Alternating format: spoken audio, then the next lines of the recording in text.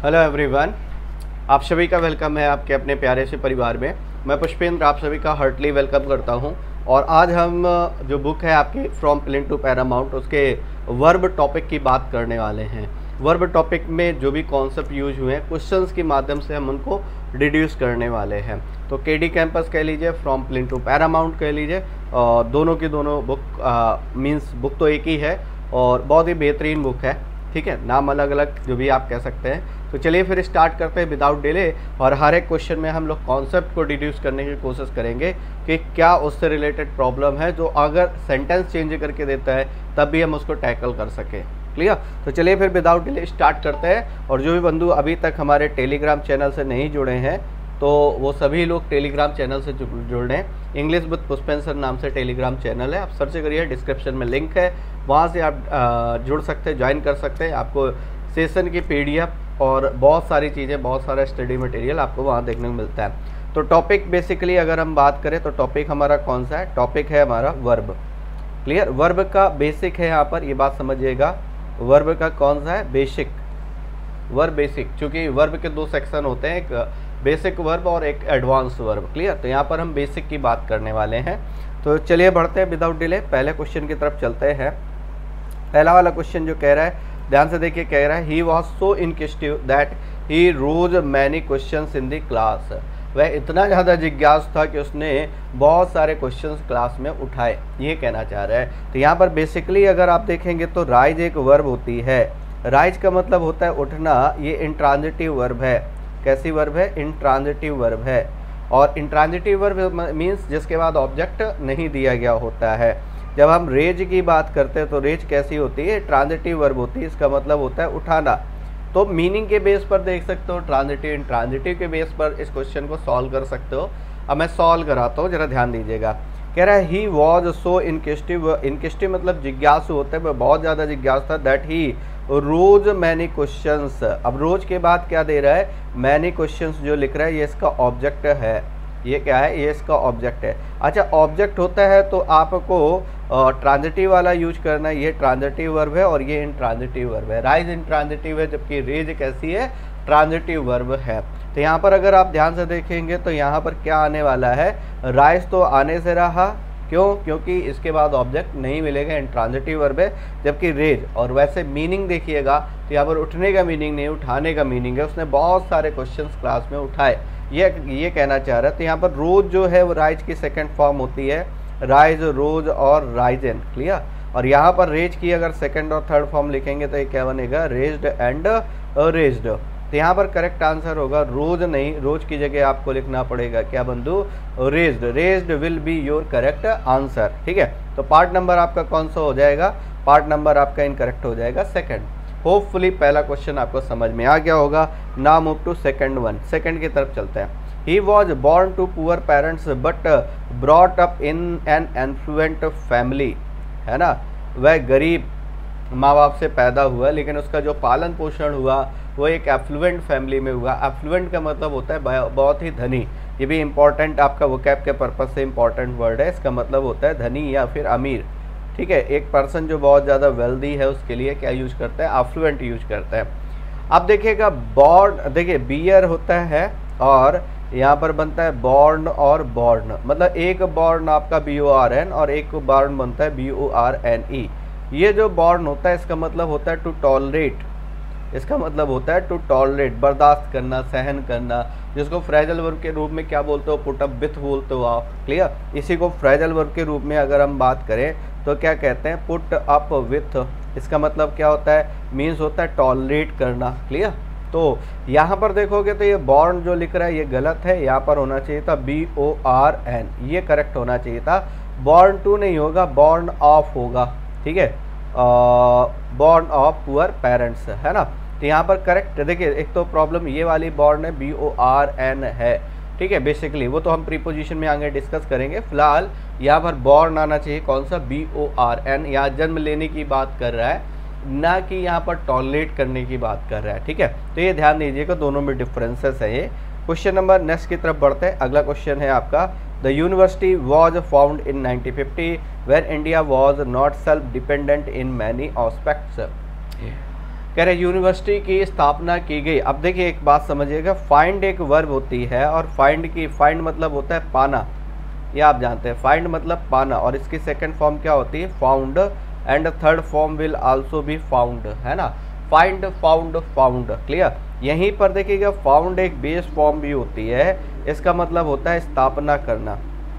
इसका मीनिंग क्या होता है, इसका मीनिंग होता है स्थापना करना, स्थापित करना, स्थापना करना, है ना। तो इसकी सेकंड और थर्ड फॉर्म क्या हो जाएगी, फाउंडेड एंड फाउंडेड, ये बन जाएगी सेकंड और थर्ड फॉर्म जो हो जाएगी, that will B founded and founded. तो होपफुली ये बात समझ में आ गई होगी आपकी। तो द यूनिवर्सिटी वॉज फाउंड नहीं होगा, यहाँ पर होगा वॉज फाउंडेड।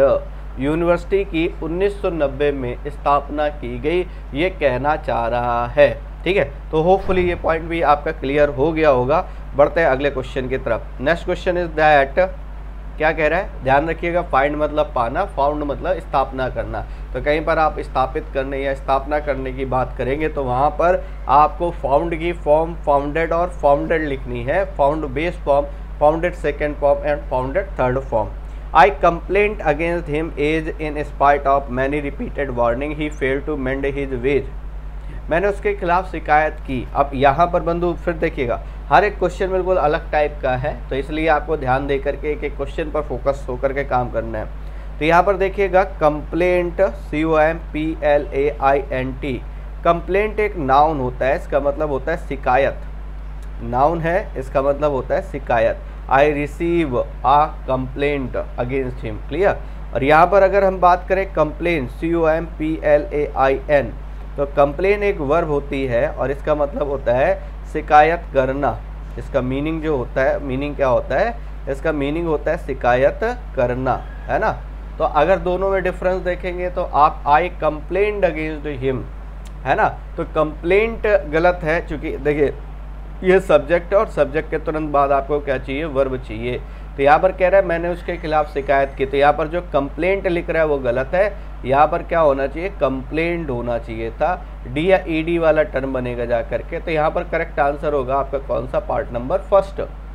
तो ये बनेगा आई कंप्लेंट अगेंस्ट हिम, मैंने उसके खिलाफ शिकायत की, ये कहना चाह रहा है। होपफुली क्वेश्चन नंबर 4 आपका क्लियर हो गया होगा। 5th की तरफ बढ़ते हैं। क्वेश्चन नंबर 5 क्या कह रहा है, failure must not have permanent affect on a person because only दो सर्विसेज, है ना, ओनली, सॉरी टफ होगा यहाँ पर, हाँ टफ सर्विसेज, है ना। तो कह रहा है failure must not have a permanent affect, ये फेलियर जो होता है वो परमानेंट इफेक्ट नहीं होना चाहिए, ये कहना चाह रहा है। अब आप जानते हैं एक वर्ब होती है affect and second verb is effect. तो what is the basic difference between affect and effect guys. अफेक्ट क्या होता है, ये होती है आपकी वर्ब, इसको वर्ब के तरीके आप यूज करते हैं। और इफेक्ट क्या होता है, दिस इज आर नाउन, ये नाउन के तरीके यूज करते हैं। तो इसका मतलब होता है प्रभाव, इसका मतलब होता है प्रभाव, और इसका मतलब होता है प्रभाव पड़ना। तो अगर वर्ब की बात करोगे तो प्रभाव पड़ना, और नाउन की बात करोगे तो प्रभाव, EFFECT और AFFECT, दोनों में डिफरेंसेस ये है। तो यहाँ पर अगर आप ध्यान से देखोगे तो ये क्या लिख रहा है, अफेक्ट लिख रहा है, जो कि गलत है। यहाँ पर क्या आना चाहिए, यहाँ पर आना चाहिए इफेक्ट, ये करेक्ट आंसर होगा आपका।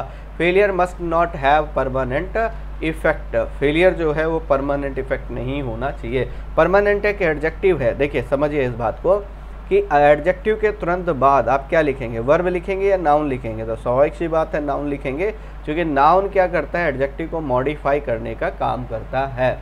Adjective is a word which modifies which qualifies a noun, है ना। तो किसी नाउन को मॉडिफाई या क्वालिफाई करने का काम सिर्फ और सिर्फ एक एडजेक्टिव करता है। तो यहाँ पर इस वजह से पार्ट नंबर जो होगा हमारा कौन सा इनकरेक्ट होगा, बी। ध्यान रखिएगा, इफेक्ट नाउन है, अफेक्ट वर्ब है। इफेक्ट मतलब प्रभाव, अफेक्ट मतलब प्रभाव डालना, ठीक है। होपफुली ये बात समझ में आगे होगी। बढ़ते क्वेश्चन नंबर 6 की तरफ। 6 क्या कह रहा है, I keep my cool and never lose my temper even when provoked, है ना। कह रहा है आई कीप माई कूल, मैं अपने आप को कूल रखता हूँ। कीप के साथ कभी रिफ्लेक्सिव नहीं लगाते, ध्यान रखिएगा, इसीलिए उसने रिफ्लेक्सिव नहीं लगाया है। I keep myself cool, ये गलत हो जाएगा। क्या कह रहा है, and never lose my temper, और कभी भी अपना आपा नहीं खोता। अब ये जो लूज है, देखिए यहाँ पर कह रहा है इवन व्हेन प्रोवोक्ड, देखिए यहाँ तक कि जब मुझे प्रोवोक किया जाता है तब भी मैं अपना आपा नहीं खोता, अपना टेम्पर नहीं खोता, ये ध्यान दीजिए। LOSE इसका मतलब खोना होता है, आप जानते हो, लूज मतलब खोना, और लूज मतलब होता है that is not tight, that is not tight, जो चीज़ टाइट नहीं है उसके लिए आप क्या करोगे, उसके लिए भी आप लूज लिखते हो, है ना। तो यहाँ पर कह रहा है I keep my cool and never loose, ये गलत हो गया। LOOSE इसका मतलब ढीला होता है, दैट इज़ नॉट टाइट, तो यहाँ पर आएगा लूज माई टेम्पर, कभी अपना टेम्पर नहीं खोता, ये कहना चाह रहा है। ठीक है बंधु, बहुत जल्दी लाइव क्लासेस का प्लान चल रहा है और वेरी सून आपको लाइव क्लासेस में इंट्रैक्शन करने को मिलेगा, लेकिन अनटिल जब तक नहीं है तब तक आप रिकॉर्डेड फॉर्म में चीज़ों को देखें, कवर अप करते रहें। आइए क्वेश्चन नंबर नेक्स्ट की तरफ बात करते हैं।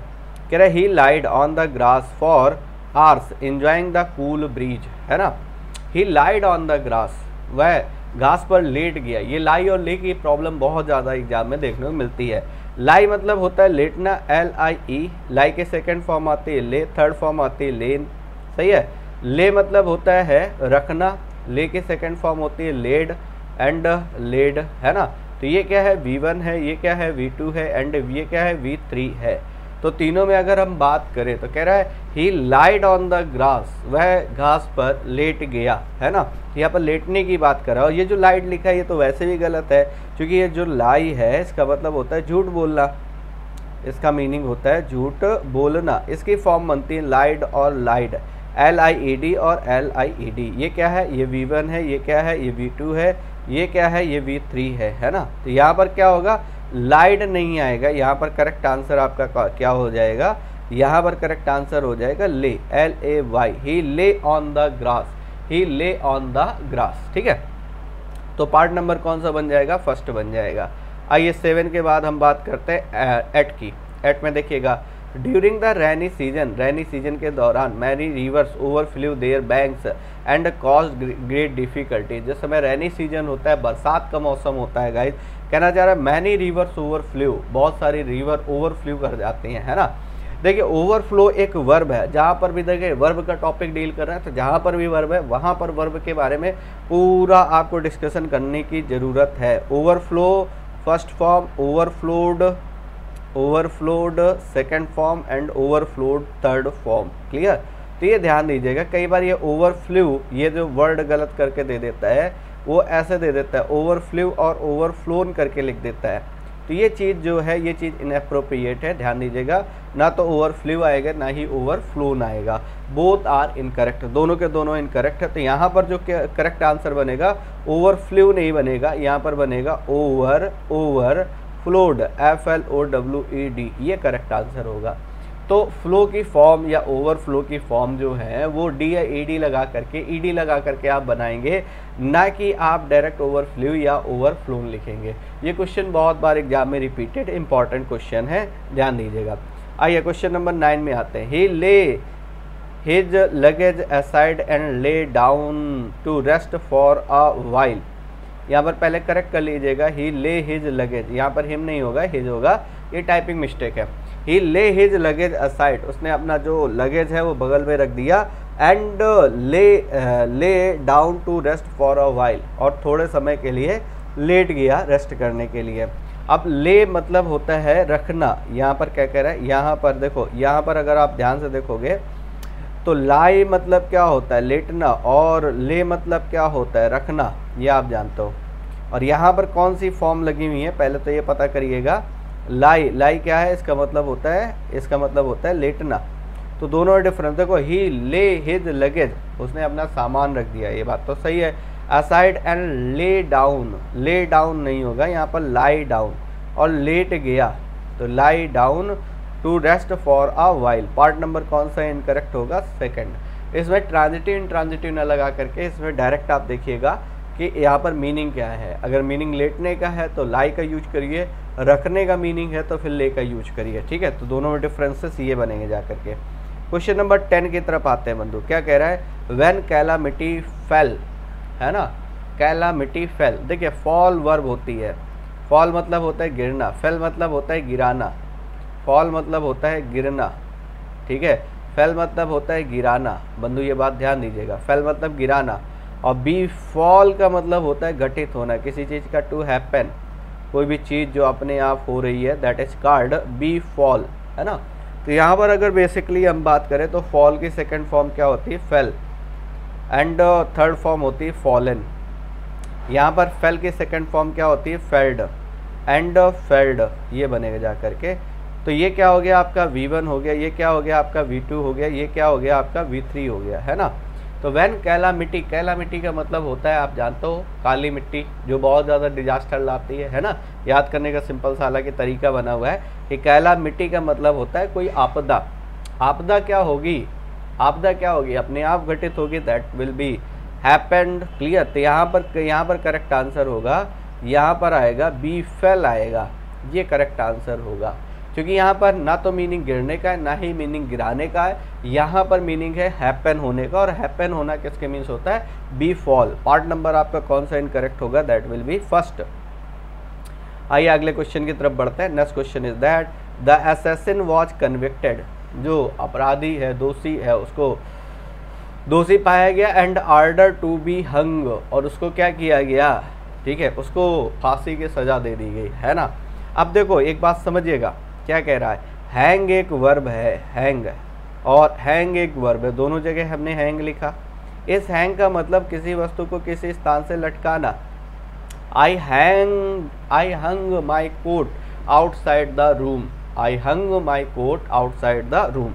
तो हैंग की सेकंड फॉर्म क्या हो जाएगी, हंग, और हंग किस केस में, इस केस में, कब, जब हैंग का मीनिंग लटकाना। अच्छा, हैंग की सेकंड फॉर्म क्या होगी, हैंग्ड और हैंग्ड, ये बनेगी। किसी व्यक्ति को फांसी पर लटकाना, उसके लिए क्या यूज करोगे, हैंग, हैंग मतलब फांसी पर लटकाना। तो यहाँ पर करेक्ट आंसर आपका क्या हो जाएगा, and order to be hanged, ये बनेगा जा करके, ऑर्डर टू बी हैंग्ड, ये बनेगा। पार्ट नंबर कौन सा हो जाएगा, part number, that will B part number third, ठीक है। होपफुली समझ में आ गई होगी बात। आइए बढ़ते हैं अगले क्वेश्चन की तरफ। If I leave now I will not be able to return back before 9 PM। एक आपने टर्म सुना होगा सुपरफ्लुअस एरर, ठीक है, क्या होता है सुपरफ्लुअस एरर। ये क्या होता है, जैसे आपने यहाँ पर लिखा है रिटर्न, और रिटर्न के साथ क्या लगा रखा है, बैक। क्या ये बात सही है, रिटर्न मतलब होता है वापस होना, बैक मतलब होता है वापस होना। तो दोनों के मीनिंग कैसे हो गए, same, both meanings are same, है ना। तो इसका मतलब है जब सेम मीनिंग के दो वर्ड एक ही साथ आप यूज करते हैं तो वहाँ पर क्या बन जाता है, सुपरफ्लुअस एरर बन जाती है। तो सुपरफ्लुअस एरर बनेगी, इस वजह से रिटर्न के साथ हम बैक नहीं लगा पाएंगे, तो ये बैक गलत है। ऐसे बहुत सारे, काइंडली के साथ रिक्वेस्टेड नहीं लगाते हो, है ना। तो इस तरीके कई वर्ब। अब देखो एक चीज़ और यहाँ पर समझिएगा, ऐसे वर्ड जिनके साथ री लगा होता है, आर लगा होता है ना, तो उनके साथ बैक लगाते हैं और ना ही उनके साथ अगेन लगाते हैं, दोनों बातें याद रखिएगा। ऐसे वर्ड जिनके साथ जैसे रीबिल्ड, रीगेन, रिकंस्ट्रक्ट, है ना, तो इस तरीके के वर्ड अगर आप यूज कर रहे हो तो उनके साथ ना तो बैक लगेगा और ना ही अगेन लगेगा, है। तो यहाँ पर करेक्ट आंसर आपका कौन सा हो जाएगा, थर्ड। आइए बढ़ते हैं नेक्स्ट क्वेश्चन की तरफ। व्हेन द कंपनी, अगले स्टेटमेंट में देखिएगा, when the company offered him a purse on his retirement he refuse to agree it. जब कंपनी ने ऑफर किया, ठीक है, एक पर्स उन्हें रिटायरमेंट के दौरान, ठीक है, तो क्या किया, he refuse to agree it, है ना, वो इससे उन्होंने मना कर दिया। क्या मना कर दिया, अब देखिए एग्री और एक्सेप्ट दो अलग अलग वर्ड हैं। एग्री मतलब होता है सहमत होना, और एक्सेप्ट मतलब होता है स्वीकार करना। कोई प्रपोजल है तो उसको आप क्या करोगे, एक्सेप्ट करोगे, और एक्सेप्ट नहीं करोगे। लेकिन अगर कोई ओपिनियन है, किसी चीज़ पर सुझाव है, तो उसमें आप एग्री हो सकते हैं, नहीं हो सकते। तो यहाँ पर क्या कह रहा है, the company offered him a purse on his retirement, है ना, उसके रिटायरमेंट पर एक पर्स ऑफर किया, मतलब एक अमाउंट ऑफर किया, जिसको उसने क्या किया, अस्वीकार कर दिया, है ना। तो यहाँ पर हो जाएगा रिफ्यूज टू एक्सेप्ट इट, ना कि एग्री इट। एग्री इट का मतलब तो सहमत होना होता है ना। तो यहाँ पर पार्ट नंबर आपका कौन सा हो जाएगा, पार्ट नंबर थर्ड। आइए क्वेश्चन नंबर 14 की तरफ बढ़ते हैं। हर एक क्वेश्चन में अपने टाइप का एक कॉन्सेप्ट है, उसको करने के बाद आप कितने भी क्वेश्चंस की प्रैक्टिस करिए। The timid creature was driven into a narrow lane where it was slewed by the kidnapper, है ना। द टिमिड क्रिएचर, जो टिमिड क्रिएचर है, was driven into a narrow lane where it was slewed by the kidnapper. देखिए एक verb होती है slay, SLAY, slay, slew, slain, ये आपकी फॉर्म बनती है, स्ले, स्लीव और स्लेन। थर्ड फॉर्म क्या होती है? स्लेन, है ना। तो हत्या करना, स्ले का मतलब हत्या करना, तो स्ले, स्लीव, स्लेन। और यहाँ पर क्या है? स्लीव्ड लिख रहा है, जो कि डी या ईडी लगा करके बना रहा है, तो यहाँ पर करेक्ट आंसर आपका क्या होगा? स्लेन होगा, SLAIN, SLAIN। पार्ट नंबर कौन सा हो जाएगा बंधु? That will be third. आइए अगले क्वेश्चन की तरफ चलते हैं।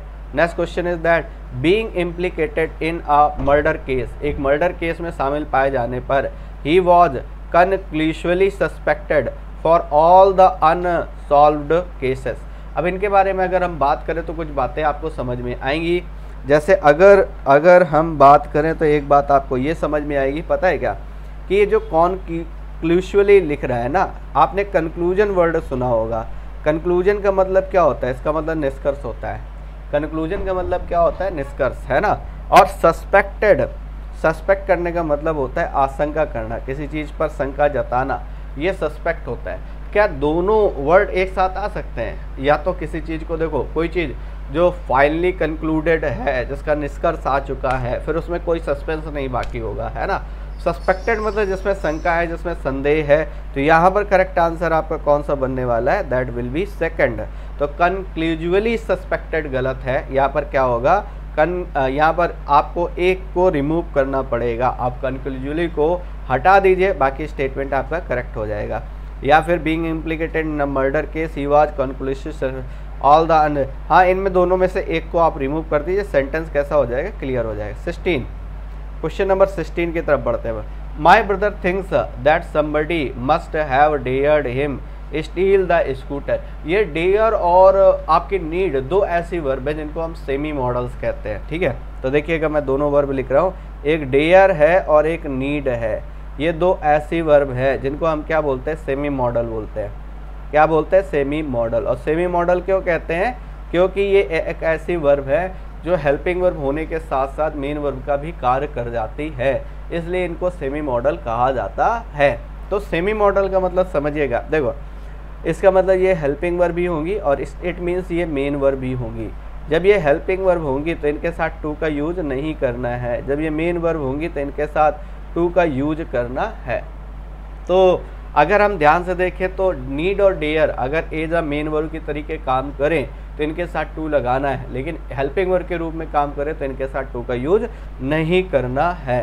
तो यहाँ पर क्या हो जाएगा? Must have dared him to steal. यहाँ पर देखिए आगे ये किस तरीके से, देखो must have helping verb, dare main verb है। यहाँ पर डेयर क्या है? मेन वर्ब है। और मेन वर्ब के साथ आप जब ये मेन वर्ब की तरीके यूज करते हो तो आगे आपको टू का यूज करना रहता है। तो यहाँ पर हो जाएगा must have dared him to steal the scooter, ये करेक्ट आंसर होगा। पार्ट नंबर आपका कौन सा होगा? That will be third. Part number कौन सा होगा? That will be third. आइए क्वेश्चन नंबर 17 की तरफ चलते हैं। When I was young, I can run faster than Mohan. जिस समय मैं यंग था, पास्ट की बात बताना चाह रहा है। अच्छा, इतने से क्लॉज से आपने क्या गेस कर लिया? ये जो क्लॉज लिखा है ये किस क्लॉज में, ये क्लॉज किस में लिखा है? ये पास्ट में लिखा है। और आप एक बात जानते हैं, पास्ट के लिए बिल्कुल आसान सी बात है कि अगर पास्ट है तो फिर पूरे में पास्ट ही यूज होगा, दूसरा कोई टेंस नहीं आप यूज कर पाओगे। तो यहाँ पर आगे इसने क्या लगा रखा है? कैन, जो कि गलत है। कैन की जगह फिर क्या यूज करेंगे आप? कुड। तो ये बनेगा I could run faster than Mohan. I could run faster than Mohan, ठीक है। क्वेश्चन नंबर 17 के बाद 18 की तरफ आते हैं। कह रहा है Harish needs not come here as it is getting dark, है ना। हरीश को यहाँ आने की ज़रूरत नहीं है, क्यों? क्योंकि इट इज़ गेटिंग डार्क, अंधेरा बढ़ता जा रहा है। हरीश नीड्स, देखो एक बात बताओ, हरीश सब्जेक्ट हो गया, नीड क्या हो गई? वर्ब हो गई। अच्छा, नॉट किसके साथ लगाते हो? जो हेल्पिंग वर्ब होती है, लेकिन हेल्पिंग वर्ब के साथ ऐसी है इस नहीं लगाते हो, है ना। तो यहाँ पर वही बात अभी मैंने बताई, नीड और डेयर सेमी मॉडल्स होते हैं। जब ये सेमी मॉडल्स होते हैं तो हेल्पिंग वर्ब मेन वर्ब दोनों का फंक्शन करते हैं। जब ये हेल्पिंग वर्ब होंगे तो इनके साथ टू नहीं लगेगा, जब ये मेन वर्ब होंगे तो इनके साथ टू का यूज करेंगे। तो यहाँ पर देखो जरा क्या कहना चाह रहा है, नीड्स नहीं आएगा, यहाँ पर आएगा need. Harish need not need not come, है ना। तो नीड हेल्पिंग वर्ब बन गई, तो देखो अब आगे टू भी नहीं लगाएंगे। और दूसरा हेल्पिंग वर्ब में कभी एस या एस नहीं लगाते, ये बात ध्यान दीजिए। देखो जो एस या ईएस आप लगाते हो बंधु, किसके साथ लगाते हो, मेन वर्ब के साथ लगाते हो, वह हेल्पिंग वर्ब के साथ आप एस या ईएस का यूज नहीं करते हैं, ठीक है। तो इस वजह से पार्ट नंबर हमारा कौन सा इनकरेक्ट होगा, फर्स्ट। होपफुली जो भी क्वेश्चन आपको, जो भी जिन क्वेश्चंस में आपका डाउट है वो क्वेश्चन आप कमेंट सेक्शन में डाल सकते हो, कमेंट में ड्रॉप कर सकते हो, कमेंट को भर सकते हो कमेंट सेक्शन को। सारे ईच एंड एवरी क्वेश्चन का मैं आपका आंसर करने वाला हूँ, ठीक है। चलिए, he dare not to be go there. अब देखो एक एक क्वेश्चन, एक एक बच्चे का जो कमेंट है वो मैं प्रॉपरली देखता हूँ, ताकि अगर किसी का भी डाउट है तो उसको रिजॉल्व किया जा सके। He dare not to be go there. अच्छा, डेयर यहाँ पर क्या है, पहले बात बताइए। देखिए डेयर क्या, ये नॉट हो गया, नॉट एडवर्ब हो गया। नॉट किसके साथ लगाते हैं, हेल्पिंग वर्ब के साथ। ये डेयर बन गई हेल्पिंग वर्ब। जब ये हेल्पिंग वर्ब बन गई तो आगे क्या कह रहा है, नॉट बी गो देयर। अब ये बात तो गलत हो गई, यहाँ पर क्या होगा, dare not to go there होना चाहिए था, ना कि बी लगेगा। तो यहाँ पर आएगा to go there, sorry just a sec. यहाँ पर डेयर हेल्पिंग वर्ब है, तो यहाँ पर जो बेसिकली प्रॉब्लम होगी, देखिए डेयर हेल्पिंग वर्ब है, नॉट एडवर्ब हो गया, गो वर्ब की फर्स्ट फॉर्म हो गई, है ना। तो वैसे यहाँ पर प्रॉब्लम नहीं होनी चाहिए, नो एरर होना चाहिए था इसको। डेयर के बाद नॉट, नॉट के बाद, अच्छा ये जो बी लगा रहा है इसमें प्रॉब्लम है, या तो बी को हटा दो तब ये सेंटेंस करेक्ट हो जाएगा। तो पार्ट नंबर आप इसमें सेकंड करिएगा, ठीक है। क्योंकि इसके बाद डेयर जब मेन वर्ब, नीड और डेयर जब मेन वर्ब के तरीके काम करते हैं तो इनके साथ डायरेक्ट वर्ब की फर्स्ट फॉर्म के तरीके यूज करते हैं हम लोग, ठीक है। जब ये हेल्पिंग वर्ब के तरीके यूज करेंगे तो डायरेक्ट वर्ब की फर्स्ट फॉर्म आएगी विदाउट टू के साथ। आइए अगले वाले क्वेश्चन में बढ़ते हैं। Question number 20, I use to play hockey when I was 10 years old. जब मैं 10 साल का था उस समय हॉकी खेला करता था, ये बताना चाह रहा है। और पास्ट की हैबिट को बताने के लिए आप ये बात जानते हो, देखिए पास्ट हैबिट को बताने के लिए, पास्ट हैबिट को बताने के लिए आप किसका यूज करते हैं, यूज्ड टू का यूज करते हैं। किसका यूज करते हैं, यूज्ड टू का। तो यहाँ पर यूज्ड टू नहीं आएगा, यहाँ पर क्या आ जाएगा, यूज्ड टू आ जाएगा। I used to play hockey when I was 10 year old, ठीक है। तो यहाँ पर करेक्ट आंसर आपका कौन सा हो जाएगा, पार्ट नंबर फर्स्ट हो जाएगा। I use to play hockey आना चाहिए, ठीक है। आइए बढ़ते हैं question number 21, a soldier could fight for his country and save his country's honour. एक सोल्जर को, सैनिक को अपने देश के लिए लड़ना चाहिए और देश के ऑनर को बचाना चाहिए, ये कहना चाह रहा है। तो एक बात बताइए, क्या कुड ये मीनिंग दे रहा है, कुड तो कैपेबिलिटी बताएगा, तो यहाँ पर आना चाहिए शुड।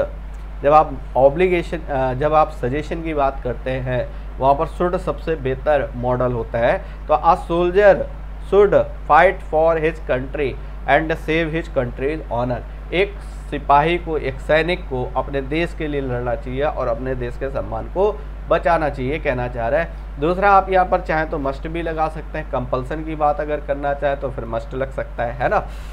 तो यहाँ पर बेसिकली जो पार्ट है, प्रॉब्लम वाला पार्ट है, वो कौन सा है, सेकंड।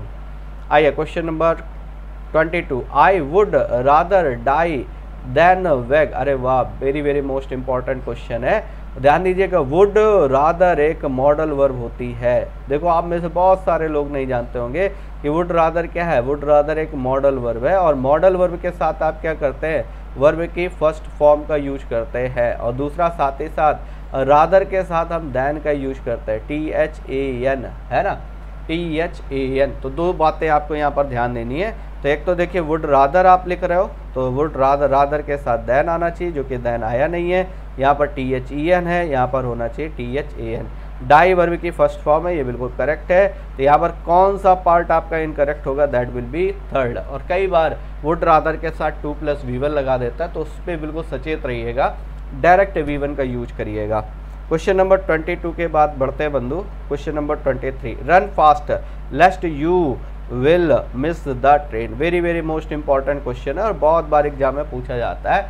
लेस्ट से रिलेटेड सेंटेंस में प्रॉब्लम क्या दी गई होती है, तो लेस्ट का मतलब होता है कहीं ऐसा ना हो जाए कि, कहीं ऐसा ना हो कि, या कहीं ऐसा ना हो जाए कि, है ना।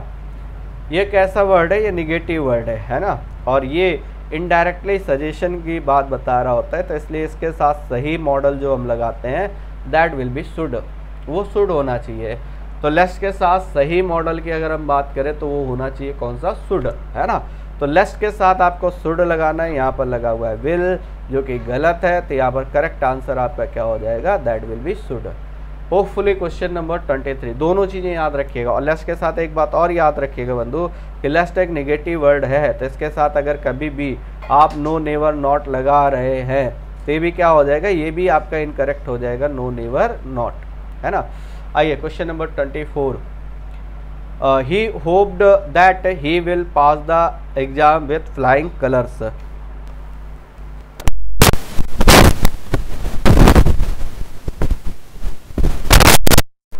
देखिए अगले क्वेश्चन की हम बात करें,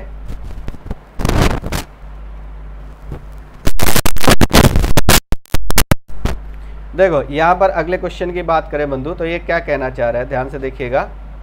ये क्या कहना चाह रहा है, कह रहा है ही होप्ड, होप्ड का मतलब क्या हो गया, सेकंड फॉर्म, मतलब पास्ट। और आप जानते हो अगर एक जगह पास्ट हो गया तो पूरे में पास्ट ही यूज होना है, ये बात जानते हो आप। तो यहाँ पर होप्ड का मतलब पास्ट है, तो देखो आगे जैसे बढ़े तो यहाँ पर विल मिल गया, तो विल की जगह क्या यूज करोगे, वुड। और एक बात की तो आप गार्ड मान लीजिए, क्या गार्ड मान लीजिए कि जहाँ पर भी एक बार पास्ट आ गया तो पूरे के पूरे सेंटेंस में आपको पास्ट टेंस का ही यूज करना है और दूसरा कोई टेंस नहीं आने वाला है, ठीक है। तो यहाँ पर अगर आप ध्यान से देखोगे तो ये विल नहीं आएगा, विल की जगह क्या आएगा, वुड आएगा। तो पार्ट नंबर आपका कौन सा इनकरेक्ट हो जाएगा, सेकंड। 24 क्लियर, ये बात ध्यान दे। देखिए दो स्टेटमेंट लिखे हैं, एक स्टेटमेंट ये है, एक स्टेटमेंट ये है और एक स्टेटमेंट ये है, दो स्टेटमेंट लिखे हैं। और अगर इनमें से पहला वाला अगर पास्ट हो गया तो बाद वाला डैम श्योर आपका पास्ट ही होगा। आइए बढ़ते 25, if you need to work hard but you need not to waste your time on unimportant lessons, ठीक है। तो क्या कह रहा है, you need to work hard, तुम्हें कठिन परिश्रम करने की ज़रूरत है, but you need not to waste your time on unimportant lesson, लेकिन जो अनइम्पॉर्टेंट लेसन है उनमें तुम्हें अपना टाइम वेस्ट करने की ज़रूरत नहीं है। अब एक बात समझिए बंधु, अगर इसके बारे में आप बात करते हो तो एक छोटी सी बात समझिएगा, you need to work hard, need या मेन वर्ब, देखो ये सब्जेक्ट है। अभी हमने पढ़ा था नीड क्या क्या हो सकता है, नीड हेल्पिंग वर्ब हो सकती है, नीड मेन वर्ब हो सकती है। जब मेन वर्ब हो तो इसके साथ टू लगाए, जब हेल्पिंग वर्ब हो तो टू ना लगाएं, यही बात पढ़े थे, ध्यान देना। नीड यहाँ मेन वर्ब हो गई, देखो है ना, और जब ये मेन वर्ब हो गई, ठीक, तो इसके बाद आपने टू लगा रखा है, इसका मतलब सही है। लेकिन अगले वाले में देखिए यू सब्जेक्ट हो गया, नीड नॉट किसके साथ लगाते हो, नॉट हेल्पिंग वर्ब के साथ लगाते हो। तो यहाँ पर नीड क्या बन गई, हेल्पिंग वर्ब बन गई बंधु, और जैसे ये हेल्पिंग वर्ब बन गई तो आगे टू नहीं लगेगा। कितना इजी, कितना सिंपल सा कॉन्सेप्ट है, मिली सेकंडों में आप क्लियर करने वाले हो। तो करेक्ट आंसर अगर देखोगे तो part number, that will B part number 3। आइए क्वेश्चन नंबर 26 की तरफ चलते हैं।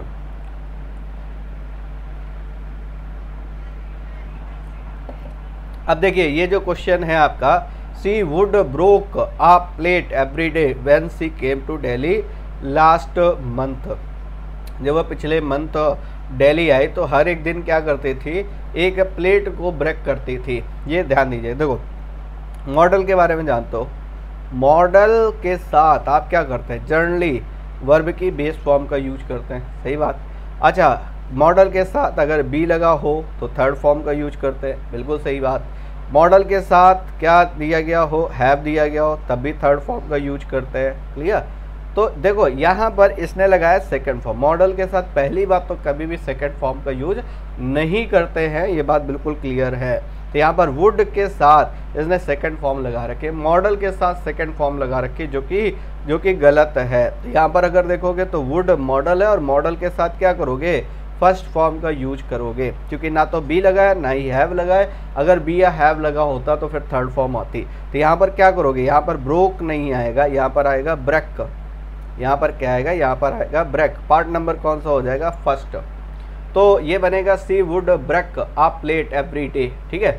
26 हो गया, 27 की तरफ चलते हैं। The old lady prayed that he may live long, ठीक है। जो ओल्ड लेडी है उसने प्रार्थना किया, प्रेड का मतलब हो गया पास्ट टेंस, प्रेड का मतलब हो गया पास्ट टेंस हो गया, तो यहाँ पर मे नहीं आएगा, यहाँ पर क्या आएगा, माइट आएगा, ठीक है।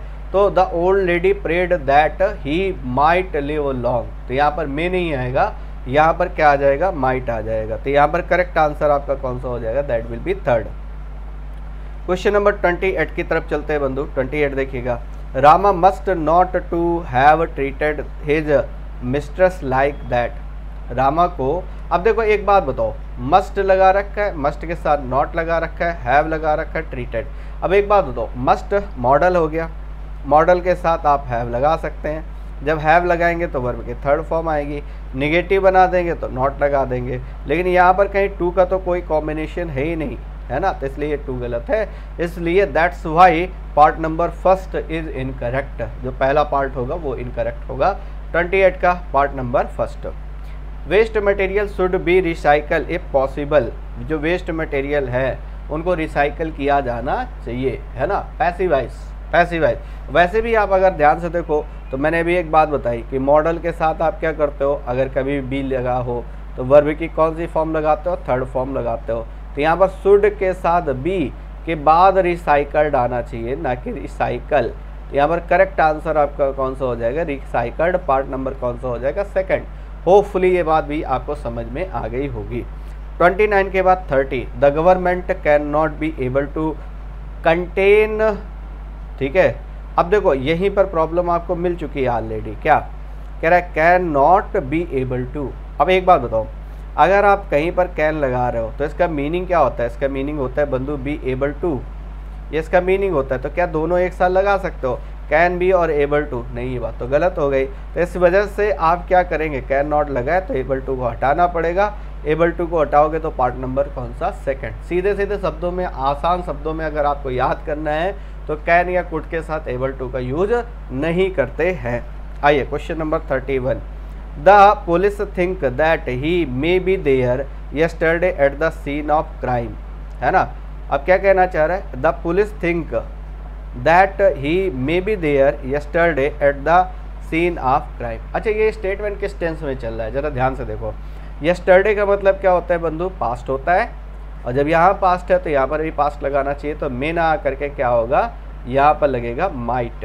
पार्ट नंबर कौन सा हो जाएगा, part number that will B second. Hopefully समझ में आ गया होगा। चलिए अगले वाले पे चलते हैं। क्वेश्चन नंबर 32, ही मे लिव लॉन्ग, ये तो आप अक्सर प्रे करते हैं, ठीक है, कि आप जुग जुग जिए, है ना, तो वही लिख रहा है। तो ही मे लिव लॉन्ग नहीं, may he live long optative sentence है, और ऑप्टेटिव सेंटेंस को आप कैसे लिखते हैं, मे को पहले लगाते हैं, उसके बाद आप सब्जेक्ट लिखते हैं, ना कि सब्जेक्ट पहले फिर मे, है ना। तो यहाँ पर पार्ट नंबर कौन सा हो गया, फर्स्ट सेंटेंस कौन सा है, ऑप्टेटिव सेंटेंस, और ऑप्टेटिव सेंटेंस में मे से आप स्टार्ट करते हैं, ये बात ध्यान दीजिएगा। आइए 32 के बाद बात करते हैं बंधु 33, ही रिटर्न द पर्स दो he could keep it very easily.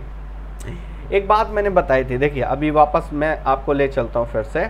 मैंने कहा था अगर मॉडल दिया गया है, या हाँ बिल्कुल मान लेते हैं मॉडल दिया गया है, मॉडल के साथ क्या लगा हुआ है, हैव के साथ क्या लगाते हो, फिर वर्ब की थर्ड फॉर्म, है ना।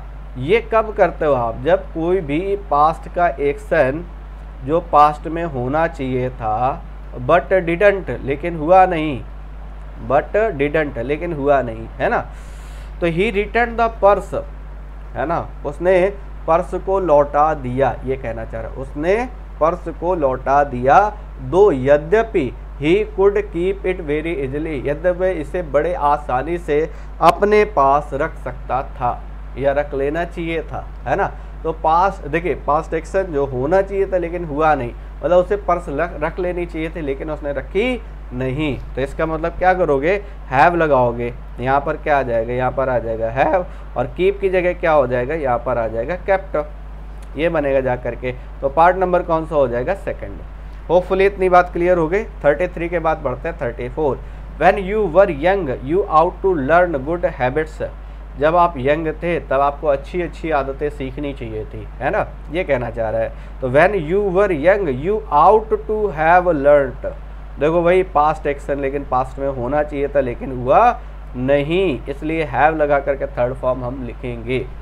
होपफुली समझ में आ गया होगा। फिर से सुनिएगा, यदि मॉडल वर्ब के साथ, यदि मॉडल वर्ब के साथ हम हैव के साथ वर्ब के थर्ड फॉर्म लगा करके लिखते हैं तो ये बताता है पास्ट एक्शन को जो पास्ट में होना चाहिए था लेकिन हुआ नहीं है।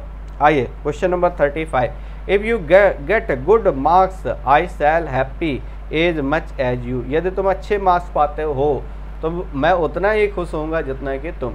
अब देखो जहाँ पर प्रॉब्लम है डायरेक्ट वहाँ बात करते हैं। आई शैल हैप्पी, आई शैल हैप्पी, अब इसका करते हैं पोस्टमार्टम। आई क्या हो गया, सब्जेक्ट है ना, शैल क्या हो गई, ये हो गई हेल्पिंग वर्ब। अच्छा हैप्पी क्या हो गया, एडजेक्टिव। अब एक बात बताओ, क्या कभी हेल्पिंग वर्ब अकेले आ सकती है, सिंगल हेल्पिंग वर्ब आ सकती है ना बाबा ना। सिंगल मेन वर्ब आ सकती है, बिल्कुल। क्या हेल्पिंग वर्ब के साथ मेन वर्ब आ सकती है, जी हाँ बिल्कुल, है ना। तो सिंगल हेल्पिंग वर्ब तो आप लिख ही नहीं सकते, तो दैट्स वाई ये जो लिख रहा है आई शैल हैप्पी ये गलत हो गया, यहाँ पर होना चाहिए आई शैल बी हैप्पी, है ना। चलिए नेक्स्ट अगले वाले पे आते हैं। 36 की तरफ बढ़ते हैं। क्या कह रहा है, we ought to honest in our dealing, हमें अपनी डीलिंग्स में ऑनेस्ट होना चाहिए, ईमानदार होना चाहिए। आउट टू क्या है, हेल्पिंग वर्ब, और हेल्पिंग वर्ब के बाद क्या लगना चाहिए, बी। देखो मेन वर्ब चाहिए ना, बिना मेन वर्ब के कैसे लिख लोगे, क्योंकि ऑनेस्ट क्या है, ये तो एडजेक्टिव है, ये तो मेन वर्ब है नहीं। और जब देखने में ऐसा लगेगा कि आपको मेन वर्ब है, लेकिन लिटरली वो मेन वर्ब नहीं होती है। इस वजह से यहाँ पर आपको क्या लिखना पड़ेगा, be honest, part number 2। 37 it is very cold here I should bring my woollen clothes but I didn't.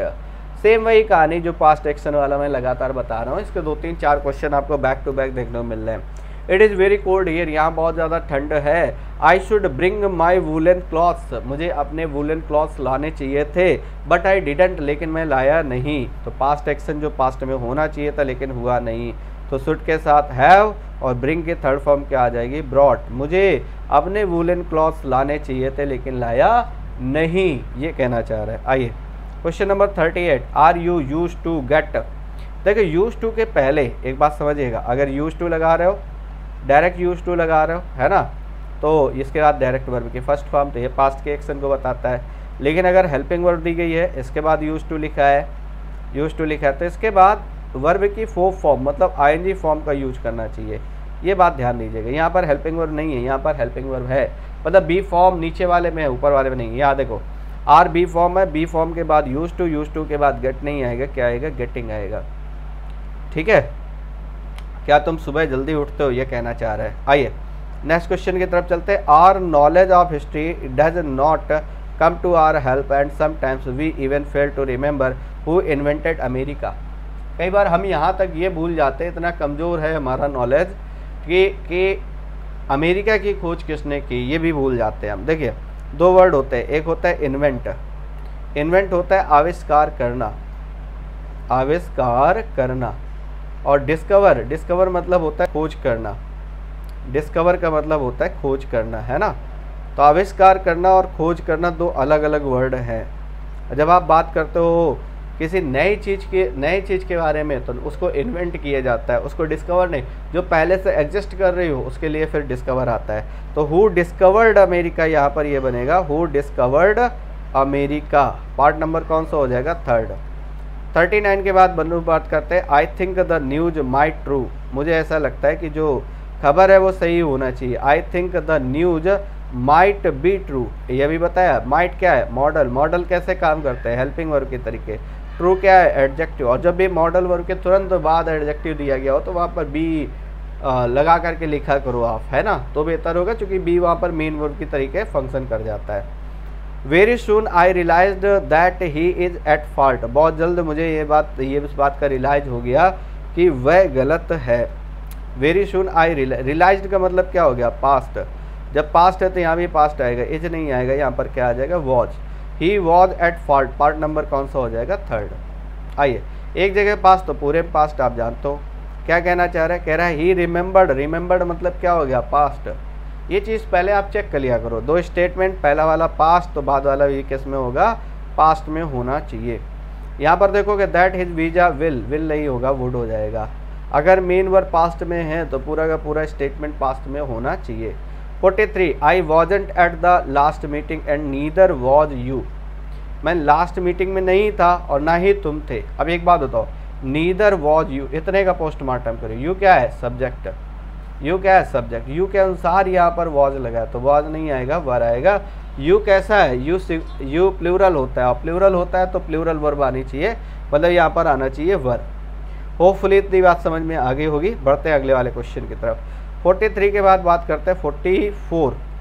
44 क्या कह रहा है, in any case no disciplinary action are required to be taken. तो डिसिप्लिनरी एक्शन जो है, action कैसा है, singular, और सिंगुलर है तो सिंगुलर वर्ब आना चाहिए, तो यहाँ पर क्या आएगा, is required to be taken. आइए, the capital of human is situating 2190 metre above the sea level. Situate एक ऐसी वर्ब है जो स्टैटिक वर्ब होती है। सिचुएट एक ऐसी वर्ब है जो कैसी होती है, स्टैटिक वर्ब, और स्टैटिक वर्ब का क्या नहीं बनाता है, कॉन्टीन्यूअस टेंस नहीं बनता इसका। कौन सा टेंस नहीं बनता, कॉन्टीन्यूअस टेंस है। तो यहाँ पर इस सिचुएटिंग जो लिख रहा है ये गलत है, इसकी जगह क्या आएगा, सिचुएट्स आएगा। इसकी जगह क्या आएगा, सिचुएट्स आएगा। The capital of human सिचुएट्स।